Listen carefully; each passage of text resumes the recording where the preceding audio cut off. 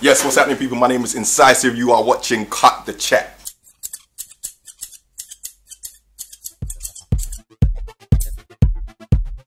Welcome to another edition of Cut the Chat. As you can see, to my far right, usual suspect, What's up, sir? man with the specs, Femio. How you doing, sir? I'm alright. How you doing today? Very well, very well. Anything interesting happening in your day? It's been a good day. It's been a positive Productive day. Very productive day. And the big dog licking his lips like that as you're looking at Femi. That was a bit much. That wasn't related. It's just I had dry lips in it, so to fix it. What? I think it's time to got Vaseline. And this happened. No, I don't use Vaseline. He's got some next Well, thing. firstly, you shouldn't be sharing an next man's lip. I'm just letting him know. I saw him put like he had some next thing like silver. Oh, watch my Vaseline. I told you straight. Surfer. I've never been a Vaseline guy or a I chapstick. ain't today. I'm just straight saliva all day. Every day. Every day. You saliva for everything, innit? Right, allow it. Can we pause that? Let's pause and abort that. Let's unplug. Ah! As well, yeah. And to my direct right, Yes. Mr. Suave. No, man. You're suave, you're suave. Nice to see you, man. Nice to see you too, sir. How are you? I'm good. You? I'm alright. I like your name. Yeah? Do I have to pause that? No. Okay, cool. Incisive. That's me. Where did you get that from? The dictionary, to be honest. Or that? I got it from. I literally sat down with the dictionary because I had a name before. It was just some joke thing. What was the name before? The name was R Joker. Like it was. What? Yeah. That was my name. Don't ask why, but that was the name. So I had to get a new name. So I just looked through the dictionary. But like when I found Incisive, it's not the easiest name to rhyme, but it's concise, precise, mentally sharp, acute, on the ball. Like it just sort of describes my sort of character. It just sounded like you did a spoken word set. Yeah, I was gonna say, was that Concise, rehearsed? precise, concise, to the point, That on the just, ball. yeah. But I guess I'm always explaining my name, so maybe it's subconsciously rehearsed. But yeah, that's the meaning. So it's dictionary. Thank you. Why'd you like it though? I know, it's like it's not like Killer Man Shutdown or. Yeah. It's just like this rapper named Incisive, and it's like okay, right. What's Sounds it about? official. And the thing is, if nobody knows you, if you say Incisive is landing soon, it's like you could be a poet, you could be a singer, you could be. You understand? You want to know more. Yeah, it's not. As he said, it's not like MC Killer. You know what I mean? So.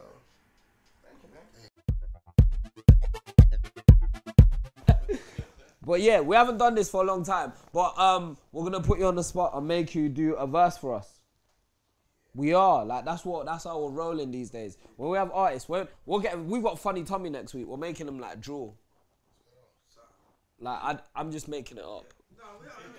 Nah, have you not seen him with a biro? Yeah. I see him on Instagram with a biro. You I'll can make draw him something. draw the panel. So this week you are rapping. Wow. Actors will do monologue. Be warned. Standard. Is this new? I've never seen this on your show before. We have. If you go back to the 2010, what OGs in this thing? Like, remember, like, we're not new. We're not new. With the Ed Sheeran was in my eyes are red. I've been burning. When my eyes are red, I've been burning.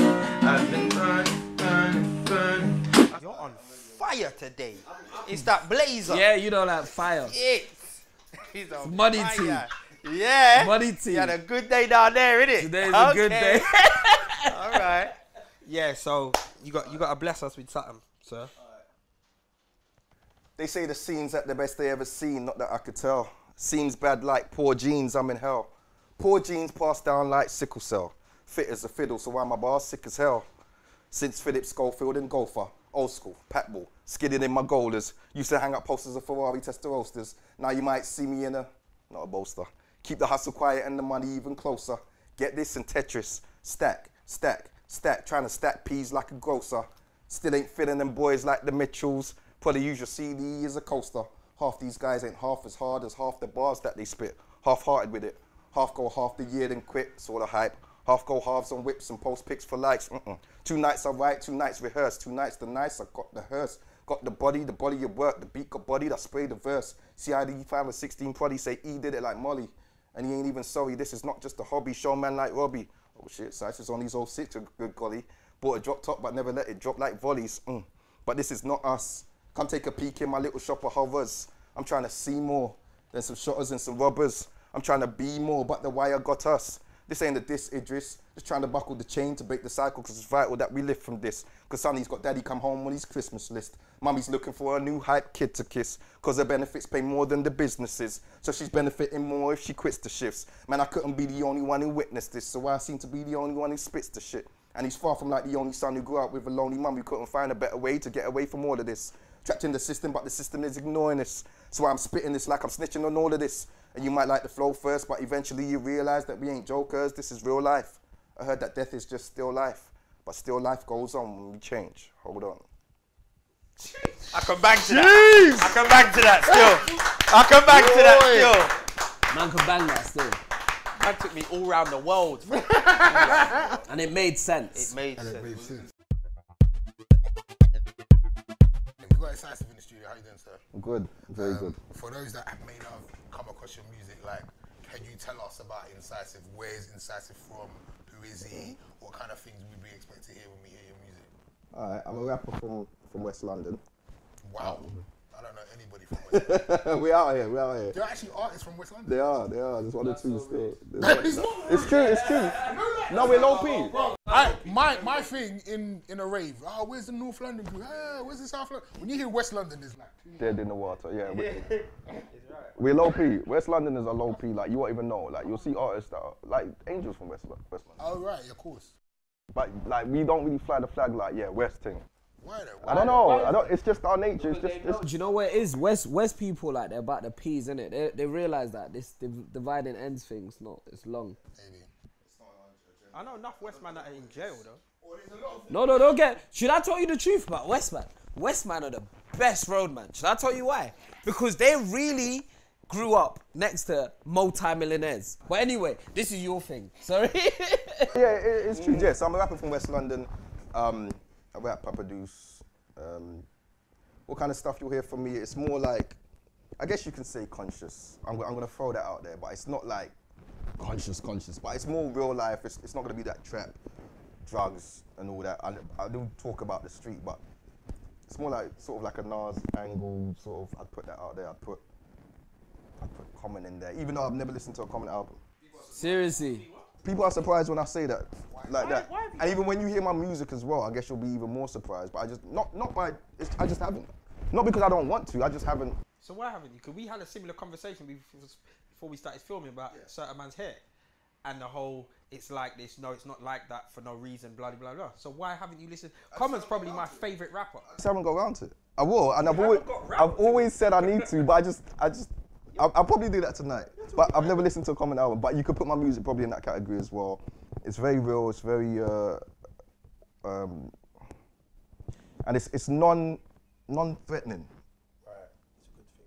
It's non-threatening. You could play my music to your mum just like you could play it to yourself. Is that a conscious thing? Like, did you sit down and say, you know, I have to write non-threatening? No, not non-threatening. It just when you first start as a rapper, as an MC, I think like everybody does it. Like you're the most aggressive, hardcore person you could be. You're the most. But you are called our Joker, G. That was back in the day, but yeah, you're the most aggressive kind of rapper you could be, and you probably copy an artist that you've seen. That's how it starts. And Who did you like? it was like 90s rappers, like, but because at the time it wasn't really that many UK rappers about at the time. So you're doing it was Mobb more Deep. West London boys like Snoop Mobb Dogg. It was like Wu-Tang. It was it was all of that. Raekwon, all of that, and yeah, because when I was rapping, people were doing jungle. When people started doing garage, I was rapping like the whole time. I've been rapping, so it's only now like people are rapping now. But at first you're angry, and you're doing all these tunes and things are happening around you, and your parents are interested.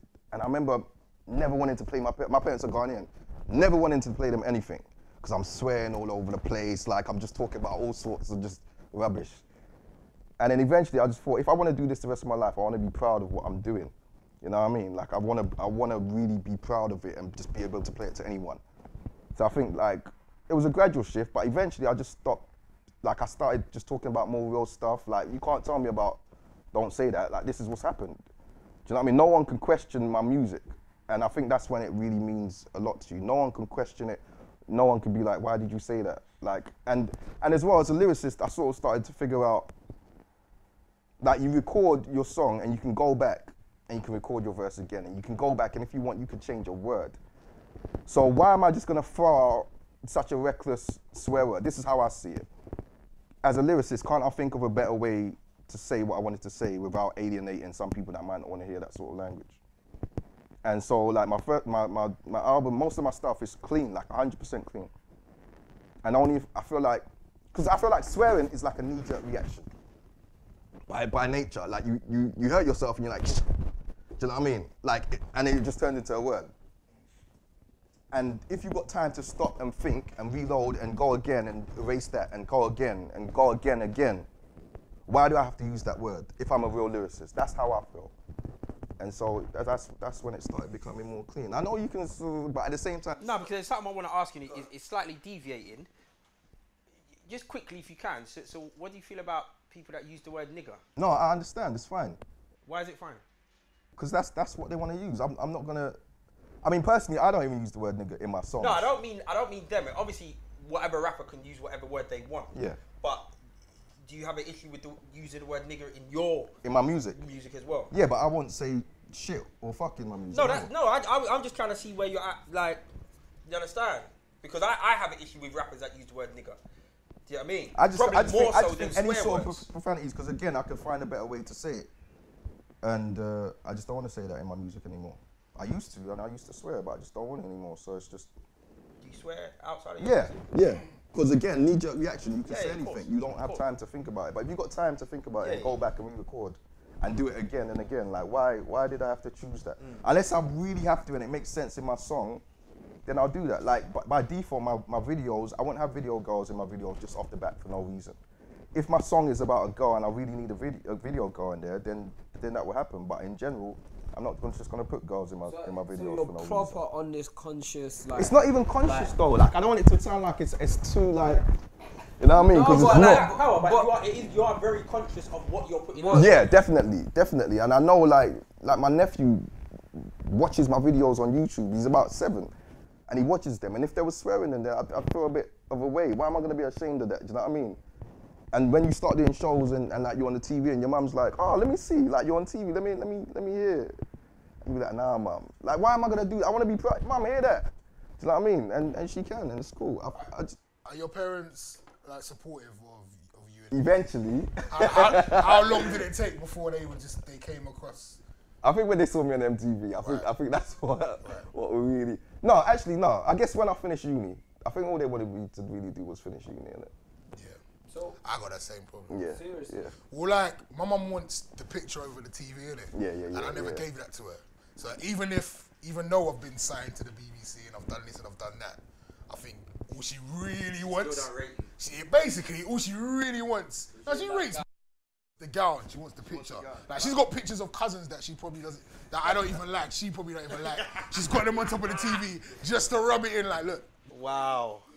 And now she's put up the gown, my picture, but she's put up my first album. Like there's a plaque of it in the house as well. That's really next cool. to it. So, but without the gown, I don't think that plaque would have that rapping, the rapping wouldn't have made it there. But do you find it difficult, you know, as a rapper in the UK, that's essentially going against the grain? Yeah.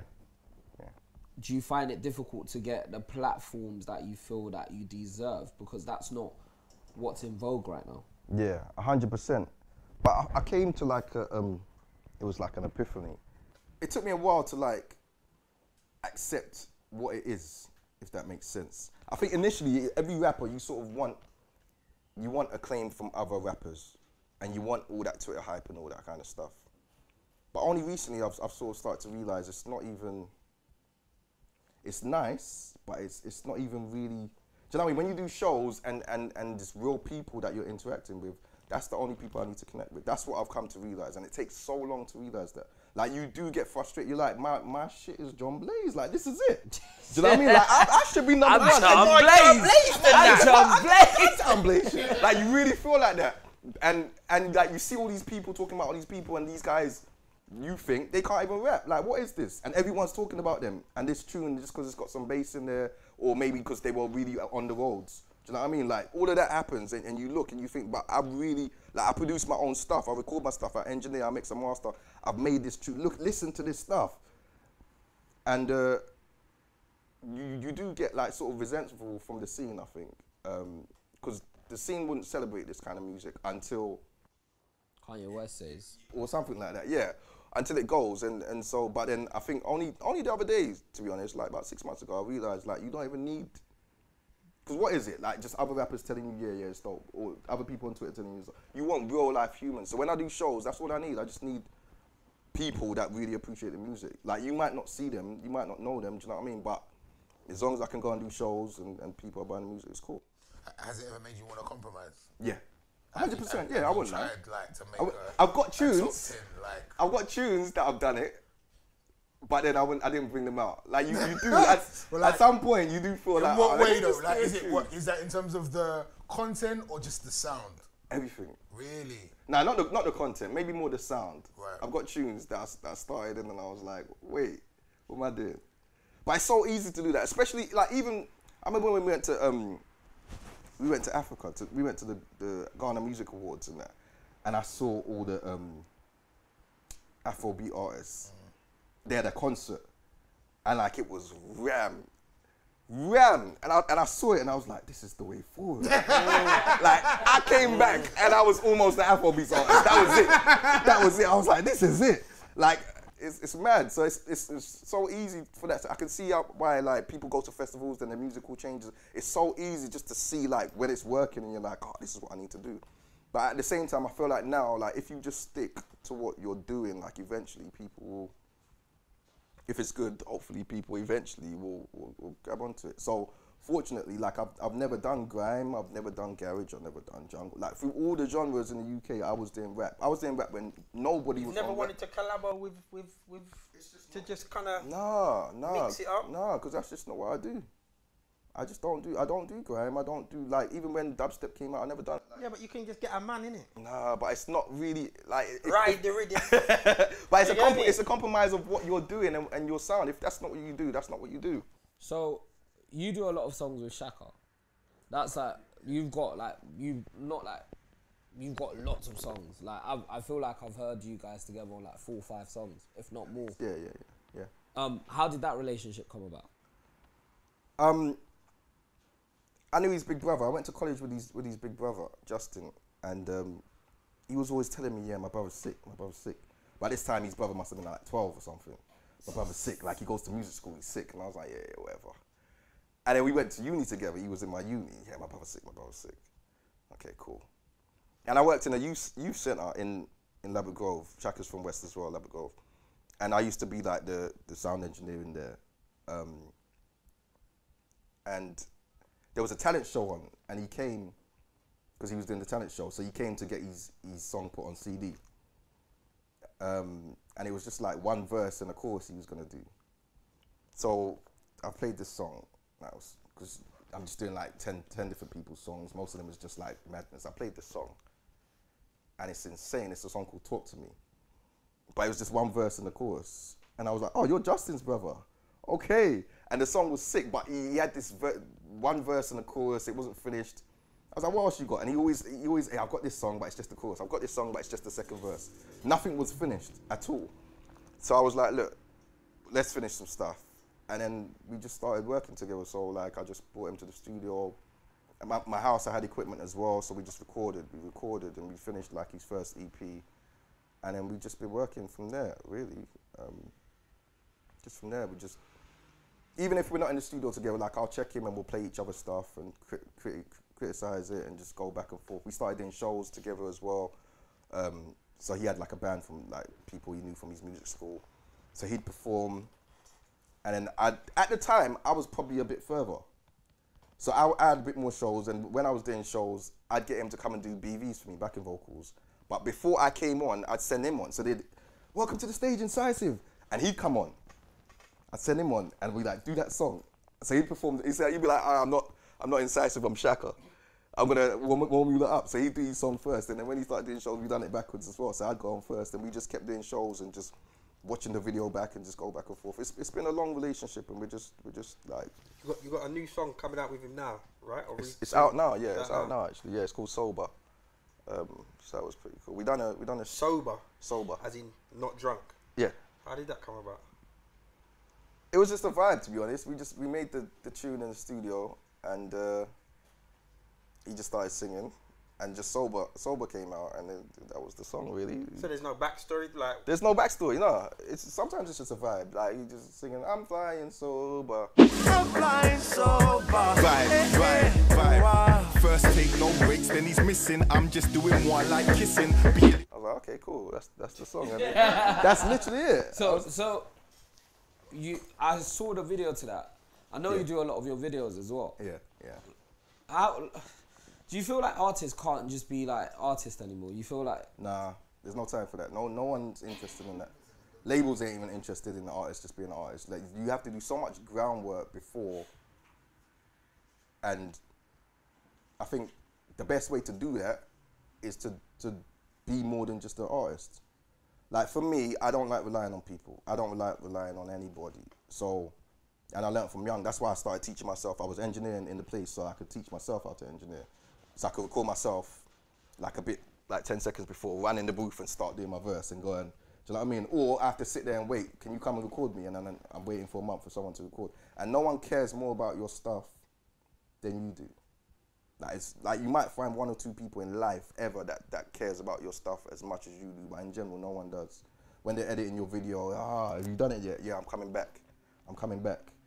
And then it's taking long, so I started learning how to edit myself. Like I think it's just much easier, and you can just do a whole package self-contained, and no one can stop you. There's no excuse. I see so many artists with excuses like, I'm just trying to finish my album, but I can't get in studio, or I can't do my video because I don't wait for anyone. Like I don't like waiting for anyone. But do you feel like you end up doing too much? Like you're doing videos, you're recording, you're writing your songs, you're going in the studio, you're rapping them, you make the beats for them, you then you come up with the ideas for the music video, then you obviously you've got a team supporting you, but either way it's all these creative steps. Do you feel like you're overburdening yourself? Probably, yeah.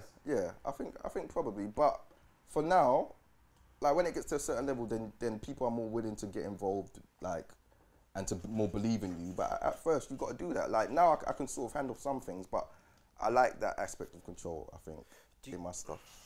You see, when you said when you do you think you're a control freak? Yeah, I'll take that. But it's the only way you can ensure it gets done how you want it done. Yeah. Yeah. When you said I'm not a control freak. You think I'm a control freak? Let's entertain this for a little while. They can't see. Hands up if you think Femi's a control freak in this room. I'm actually not a control freak. Shut up, It's not a bad thing, accept it. Embrace it. Anyway, long and short, do you want to get signed? That's a good question. I don't even know anymore.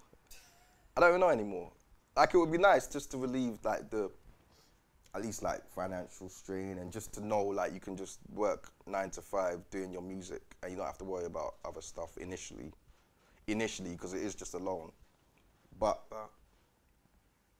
it's much harder now because back in the day, again, people get signed because the label could tell we could get you in the studio. Do you know what I mean? We could, and the label would be the first people who shot a video for you, and look, we've done this CD for you. Now we could do all of that. So labels can offer less and less and less, and they want to take more and more. It's much harder for it to make sense, I think. I think it's a cool thing now, though, for artists to say, I don't want to be signed. It's almost like I've heard a lot. Everyone's they're like, oh, we're independent. But I think. But what do you think labels offer apart from that extra weight? Yeah, no. Sometimes you need the machine. Sometimes. Yeah, it's a machine. The machine helps. Yeah, definitely, and that's all they can offer now. Just that machine of I'm signed, so play my song, please. And that does carry a lot of weight. I'm signed, so play my video on this channel, please. Oh, you're signed, yeah, cool. It carries a lot of weight, but it just depends. How are you coping financially? I'm not trying to get in your pockets, but I work. I work. Okay. You work, and you're working. Can you see this? I was informed that this is python. This is python. Python skin. This is what I was informed. Now, I take this guy very seriously, so I don't think this come from Primark or nothing. You get me? This is like even that little strip Did you kill that in Ghana yourself? I was gonna say. Did they send it? Now there's a guy in East London. His name's the cloth surgeon actually, and he makes jackets. He's custom Sincere's jackets. friend or something. Yeah, Met and him he's through done something for Sincere. Nas and J Cole. He's sick. If you can, and he makes custom jackets. So this was what I wanted. You wanted python skin on your jacket. He brought this up. He was like, "There's this, there's that," and I was like, "Yeah, that's." Where did he get python skin? Because I do know, I'm not assuming that you are of a certain background, but there are rumours about bushmeat and everything there. I'm just throwing it out there. I'm not sure where he got the python skin, Okay. but yeah. But this is legal. Yeah. Okay. So you're financing everything yourself from... Yeah, I've got a team as well. Yeah. Wow. So, I mean, is there money to be made still? Like, are you making money? Or would you say that you spend a lot more money than... Initially you do, and you've got to spend a lot more money initially for a much longer time. But now, like, you can see the light at the end of the tunnel now. You can see that you can do shows, because that's where it's at really. You can see that you can do shows and people are willing to come to your shows. Like, that's more the goal, especially in this country. Right. And then you got to start looking, I know it's so cliche to say and no one really believes it, but you got to start looking at Europe as well, because that's a whole other territory. You can just run around and do shows. Yeah, I think that's true. A lot of artists just look at America straight away. But Europe, there's money in Europe. Like, But I'm forever telling you, oh, I think you should go to the States, man. Like, I think you should go to the States. Why don't you know about States? I feel like I got to make a bigger mark here. I hate when people just run to the States before you've even done anything here. Like, and at least in Europe first, before that. But yeah, it's the worst thing. It's like a curse wanting to do music, to be honest. Like, it takes ages for the get back. And most people are just happy with the hype get back. Like, just everyone saying their name, everyone talking about them, everyone on Twitter talking about them, but their piece is normally from the roads or whatever, but it can work. Now, like, Bunny or something like... Yeah, you always think that. Really? You think that, but like I said, it's a curse. Like, you want to, but you can't. You can't. Right. You wake up, just, I gotta make a song. You can't. See, when you get to those points in life where you think this is just long, who do you go to? Who do you listen to get inspiration to kind of get yourself back on that? I'm staying focused and I'm staying on this journey. Myself, I listen to my other self. If that makes sense. So you got someone on this side talking about it's long, and then, but that's what I'm saying. Eventually, like, you might even just say I'm not making songs, and you'll find yourself there just writing, and you'll be like, I told myself I wasn't making songs. Like, you can't stop. If you really in it, it's not something you can just control and be like, I'm gonna stop. Like, you can't. I feel like you can't. Okay, well, that question was kind of leading to, like, well, who's been your inspiration musically? And obviously you mentioned earlier, you know, you was coming up around the Mobb Deep, Snoop Dogg era. You know, who would you say, you know, even though we've done the top 5 UK, but who would you say you kind of look up to in the UK and in the US right now as kind of who's doing it for you? Again, I started off, I guess it was all 90s stuff initially. At this point, US-wise, I like J. Cole. I like J. Cole stuff. 2 questions, actually. Would you, like, you know, J. Cole produces for other people, would you, like, if you had a banging tune, and, like, I don't know, Jay-Z doesn't buy songs, yeah, let's pretend he buys songs. Like, if Jay-Z wanted it, would you give it to him? Yeah. You would say, I'm not rapping on this, Jay-Z, you can have it. Yeah. You can make more. I mean, that's part of it. I can produce as well. I don't mind. If it made sense, and that makes sense, so why not? So you just let Jay-Z take your song? Not take. Or J. Cole, not even Jay-Z, J. Cole. J. Cole, you buy it and it was the right publishing and stuff. Yeah, why not? You let him buy your song? Yeah, it's an income stream. Why not? What about you? Like, don't you want the song? I could make more songs. Surely. But like, no. This is the banger. This is heat. No, I could sell it. You just give it to J. Cole? No, I'd sell it. You sell it to J. Cole? I'd sell it. West guy to West guy? I'd sell it to him. I'd sell it to him and flip the money to invest more in my stuff and carry on. Or even use that and spin off it. Makes sense. Yes, you can't let your ego get in the way of the business. That don't make sense. Makes sense. So what's next for Incisive? I've got an EP coming out soon. Called? I haven't even named it yet, you know. Are you trying to be like them man there? I haven't named it. Changing names every day. No, I'm not. That's why I don't. That's why I haven't named it. Them man there. Yeah, I haven't named it.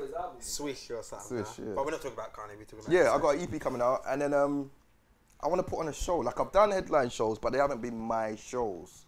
Like people have got me to do a show and they've put me headline, cool. But I want to put on a show. Like I performed, Shaka done a headline show just the other day and I performed there. But I want to put on my own show, but it's just got to make sense. I want to do that as well, and then just keep it moving, just keep consistent.